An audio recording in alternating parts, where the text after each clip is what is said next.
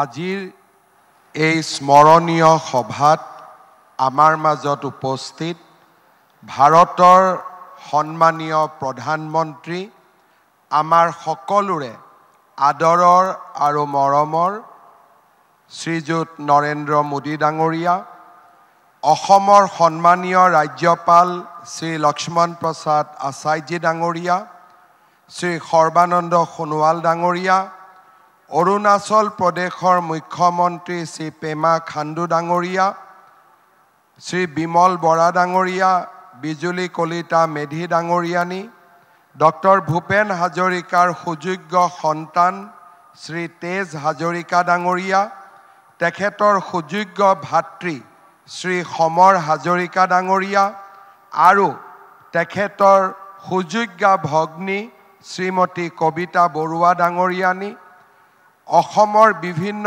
স্থানৰ পৰা অহা সত্ৰাধিকাৰ প্ৰভু ঈশ্বৰসকল, আজি আমাৰ মাজত উপস্থিত বৰেণ্য শিল্পী সাহিত্যিকসকল, সমবেত সংগীতত অংশগ্ৰহণ কৰা কলা কুশলীসকল আৰু সন্মানীয় সুধীবৃন্দ, ভাৰত ৰত্ন ডক্টৰ ভূপেন হাজৰিকাদেৱৰ জন্ম শতবাৰ্ষিকীৰ মূল অনুষ্ঠানত নিজৰ গৰিমাময় উপস্থিতিৰে আমাক কৃতাৰ্থ কৰা মাননীয় প্ৰধানমন্ত্ৰী শ্ৰী নৰেন্দ্ৰ মোদী ডাঙৰীয়াক পবিত্ৰ অসম ভূমিলৈ মই আন্তৰিক স্বাগতম জনাইছোঁ। এই বৰ্ণাঢ্য অনুষ্ঠানত মাননীয় প্ৰধানমন্ত্ৰী ডাঙৰীয়াৰ অংশগ্ৰহণে আমাৰ এই আয়োজনৰ সৌষ্ঠৱ অধিক বৃদ্ধি কৰিলে।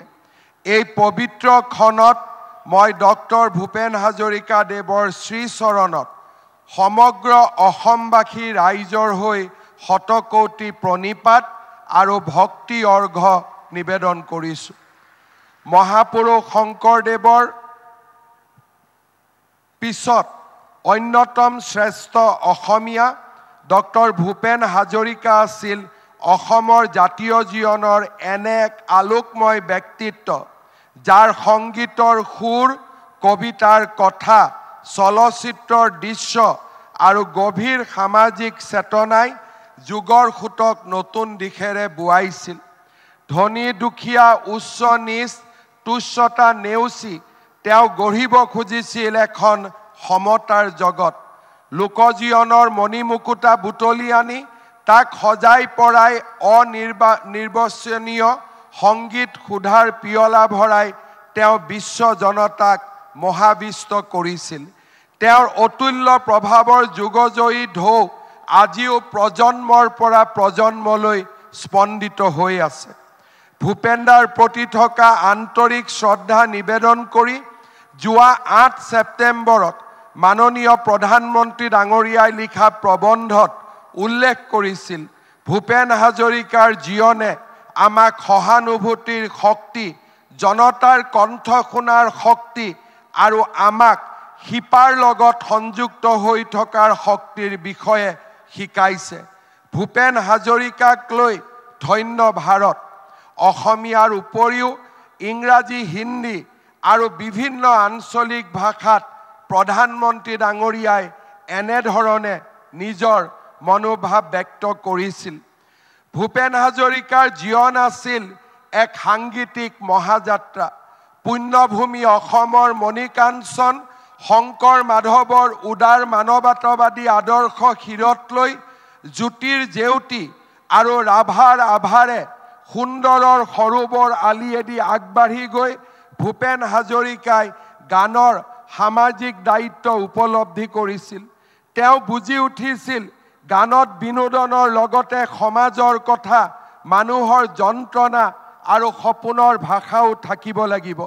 মহাপুৰুষ শংকৰদেৱৰ বৰগীতৰ পৰা আৰম্ভ কৰি বিহুগীত, আইনাম, বিয়ানাম, নিচুকনি গীত, ঐনিতম, জিকিৰ, কামৰূপী, গোৱালপৰীয়া লোকগীত, ঝুমুৰ, ভাটিয়ালি, বাউল আদি লোকসুৰৰ সমাহাৰে তেওঁ সৃষ্টিক সমৃদ্ধ কৰিছিল। তেওঁৰ নীতিত গভীৰ তথা অকৃত্ৰিম স্বদেশ প্ৰেম আছিল। চলচ্চিত্ৰৰ ক্ষেত্ৰতো তেওঁৰ অৱদান আছিল অতুলনীয়। দেশৰ চলচ্চিত্ৰ জগতৰ সৰ্বোচ্চ সন্মান দাদা চাহেব ফালকে বঁটা আছিল তেওঁৰ এই কীৰ্তিত্বৰ স্বীকৃতি। সত্ৰীয়া নৃত্যক ৰাষ্ট্ৰীয় স্বীকৃতি প্ৰদানত সংগীত নাটক একাডেমীৰ অধ্যক্ষ হিচাপে তেওঁৰ ভূমিকা অসমীয়া জাতিয়ে কেতিয়াও পাহৰিব নোৱাৰে। জনতাৰ হৃদয়ৰ সাকু গঢ়োতা গণশিল্পীগৰাকীলৈ অনন্য শ্ৰদ্ধা নিবেদন কৰি 2019 চনত ভাৰতৰ মাননীয় প্ৰধানমন্ত্ৰী ডাঙৰীয়াই এইগৰাকী বিশ্ববৰেণ্য শিল্পীক দেশৰ সৰ্বোচ্চ অসামৰিক সন্মানেৰে ভাৰত ৰত্নৰে বিভূষিত কৰাটো আছিল আমাৰ জাতিৰ বিৰল প্ৰাপ্তিৰ মুহূৰ্ত। তদুপৰি আজিৰ এই অনুষ্ঠানত মাননীয় প্ৰধানমন্ত্ৰী ডাঙৰীয়াই ডক্টৰ ভূপেন হাজৰিকাৰ সোঁৱৰণত ৰিজাৰ্ভ বেংক অফ ইণ্ডিয়াই প্ৰস্তুত কৰা 100 টকা মূল্যৰ এটা বিশেষ মুদ্ৰাও আনুষ্ঠানিকভাৱে উদ্বোধন কৰিব। ধলা শদিয়াৰ দলঙক ডক্টৰ ভূপেন হাজৰিকাৰ নামেৰে অৰ্পণ কৰি আমাৰ জাতিটোক এক কৃতজ্ঞতাৰ দোলেৰে প্ৰধানমন্ত্ৰী ডাঙৰীয়াই বান খুৱাই থৈ গ'ল। ডক্টৰ ভূপেন হাজৰিকা ডাঙৰীয়াৰ যেতিয়া মৃত্যু হৈছিল তেওঁৰ সমাধিত অসমৰ ৰাইজে ভাৰত চৰকাৰৰ কোনোবা এজন ব্যক্তিক বিচাৰিছিল। আমি বিচাৰিছিলোঁ সেইদিনাখন ভাৰতৰ প্ৰধানমন্ত্ৰীয়ে নিজে আহি ডক্টৰ ভূপেন হাজৰিকাক মাল্য অৰ্পণেৰে জাতিটোক সমৃদ্ধ কৰক।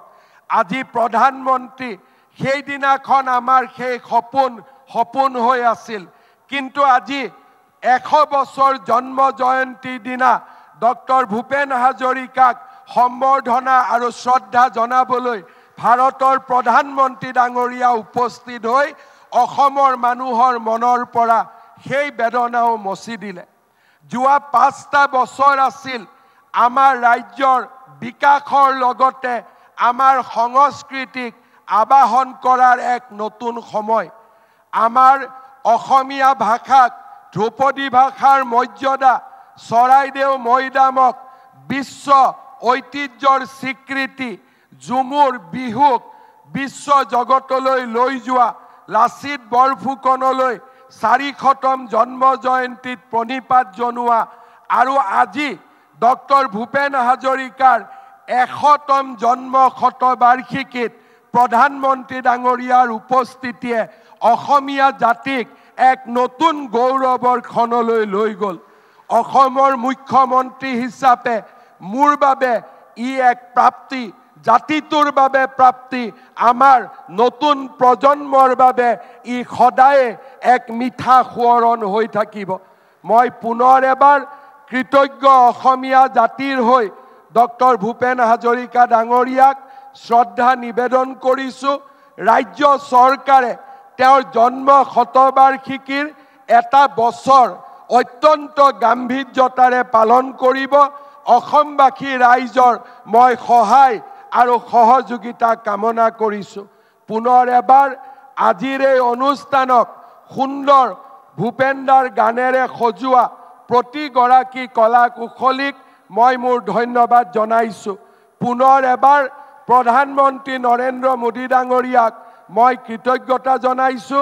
माननीय प्रधानमंत्री नरेंद्र मोदी जी ने आज हमारा बीच में आकर भूपेंद्र को जैसे सम्मानित किया है, हम असमवासी कभी नहीं भूलेंगे और हम हमेशा प्रधानमंत्री जी को इस कारण हमेशा याद रखेंगे। और प्रधानमंत्री जी से मैं आशीर्वाद मानता हूं, अगली 1 साल हम जन्म शतवार्षिकी भूपेंद्र का पालन करूंगा। उस पूरा साल में प्रधानमंत्री जी का आशीर्वाद हमारा साथ रहे, यही निवेदन करते हुए मैं मेरा वाणी को विराम देता हूं। बहुत बहुत धन्यवाद। जय हिंद, वंदे मातरम, जय असम।